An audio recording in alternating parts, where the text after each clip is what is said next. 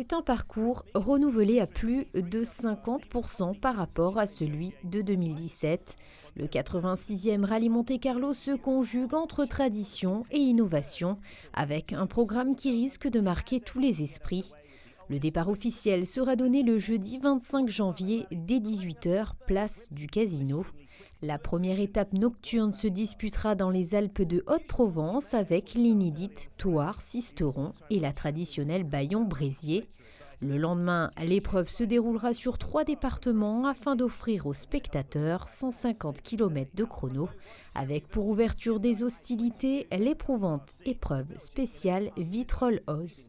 Après, on file dans la Drôme et on va faire Roussieux et Galaï. Alors ça, c'est une combinaison de spéciales entre Montauban-sur-Ouvèze, le Perthis, le col Saint-Jean, le col du Réchassé. C'est une combinaison de 2 ou 3 épreuves spéciales qu'on faisait habituellement, mais qui est nouvelle aussi, puisque c'est 3 tiers de 3 spéciales différentes, avec un passage dans Ison-la-Bruisse, que personne ne connaît. Dans la Drôme provençale, c'est un très joli petit hameau entouré de lavande, en cette saison, bien sûr.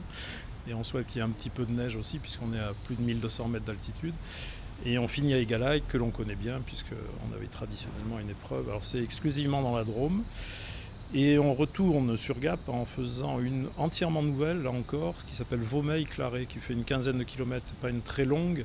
C'est sur le plateau entre Durance et je ne sais plus quel autre cours d'eau, et la vallée du Caire. Tout aussi redoutable, le samedi se déroulera dans le nord du département des Hautes-Alpes et dans l'Isère. La première épreuve spéciale Asnières en dévoluy corps, légèrement modifiée sur l'arrivée, donnera le ton de cette journée. La deuxième de la matinée, donc ces deux, on va les refaire 2 fois bien sûr. La deuxième, c'est Saint-Léger-les-Mélèzes, Saint-Léger-les-Mélèzes, la Bâtie-Neuve. On a modifié le départ, modifié l'arrivée, mais grosso modo c'est la même, avec le passage au col de Moissière, donc au travers des pistes de ski. Donc la spéciale fait toujours 17 km, elle est courte, mais elle devrait être animée puisqu'on a après 400 mètres de départ, on a un rond-point que l'on prend à 360 degrés, donc un peu d'animation. Un peu plus haut, on a une chicane sur un parking parce qu'on ne voulait pas que les concurrents prennent les ralentisseurs. Voilà, donc c'est celle qui sera également télévisée par nos amis du WRC. Et puis on rentre à Gap, on refait ces 2 épreuves-là et on finit par un Bayon-Bréziers, comme l'année dernière, le samedi après-midi. Ça nous permet de retourner à Gap et de rentrer à Monaco. Les 60 premiers concurrents auront la chance de côtoyer la mythique boucle du Turini le dimanche 28 janvier. Près de 64 km sont à disputer ce dernier jour.